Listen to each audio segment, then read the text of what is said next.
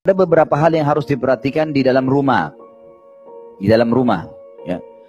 Setan menyukai rumah-rumah yang pertama ada patungnya. Jadi makanya tidak boleh ada patung yang berjiwa, ya. Jadi seperti manusia, jin, hewan, ya. Kemudian malaikat biasanya itu digambarkan kayak malaikat itu patung laki-laki bersayap misalnya. Nah itu tidak boleh. Tidak. Tapi kalau tumbuh-tumbuhan, tanaman pohon yang cuma imitasi itu nggak apa-apa, gitu kan? Gambar lukisan mobil, nggak ada orangnya, rumah, langit, nggak ada masalah. Umumnya pemandangan itu nggak ada masalah. Tapi jauhi ini. Umumnya orang pada saat diruqyah Bapak Ibu sekalian dan kesurupan, kalau ditanya setannya kamu sembunyi di mana, selalu yang ditunjuk sama dia itu patung di depan. Dan sering kali juga ditunjuk, mohon maaf ini ya, foto-foto yang di rumah. Makanya foto itu kalau darurat harus ada di rumah, ditaruh di album, jangan dipajang di tembok. Ada buku nanti Bapak Ibu coba bisa beli, terbitan Gema Insani Press, judulnya Rumah-Rumah Tidak Dimasuki oleh Malaikat.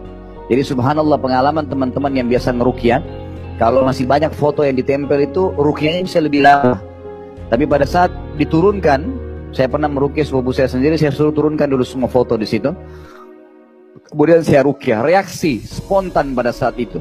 Subhanallah, langsung spontan. Padahal dia sebelumnya diruqyah oleh banyak orang, tidak ada reaksinya. Dan dia anggap tidak mungkin. Begitu saya bacain ayat kursi, Al-Falaq, An-Nas saja, ayat-ayat dasar, itu tiba-tiba dia muntah. Bereaksi sihirnya, terutama setelah diturunkan semua gambar-gambar itu. Jadi ini rumah yang disuka oleh syaitan. Ada patung atau ada gambar yang dipajang, makanya jauhi ini. Usahakan kalau foto pun darurat ditaruh di album, disimpan, kalau perlu dilihat, tapi bukan dipajang. Termasuk juga boneka-boneka, mainan anak-anak, gitu kan? Itu kalaupun darurat ada, maka tidak boleh dipajang, ditaruh di laci, simpan, gitu kan? Lebih baik lagi kalau anak-anak nggak dibelikan boneka, lebih baik. Coba dengan yang lain ya, karena boneka itu sudah cukup bisa ditunggangin oleh syaitan, bisa ditunggangin oleh mereka. Selama dipajang boneka itu maka akan jadi masalah. Apalagi kita mendidik anak-anak kita untuk terbiasa menyayangi boneka atau bergantung pada boneka, ini sebenarnya tidak baik. Nah ini tidak baik secara pendidikan dalam agama kita. Kemudian yang ketiga adalah rumah yang dipenuhi dengan kemaksiatan kepada Allah Subhanahu wa taala, ya. Umumnya ulama rincikan adalah rumah yang dipenuhi dengan musik-musik, rumah yang dipenuhi dengan terbukanya aurat, banyaknya perkataan-perkataan yang berbau maksiat, tidak pernah ada Al-Qur'an di dalamnya, tidak pernah dikerjakan sholat di dalamnya, gitu kan.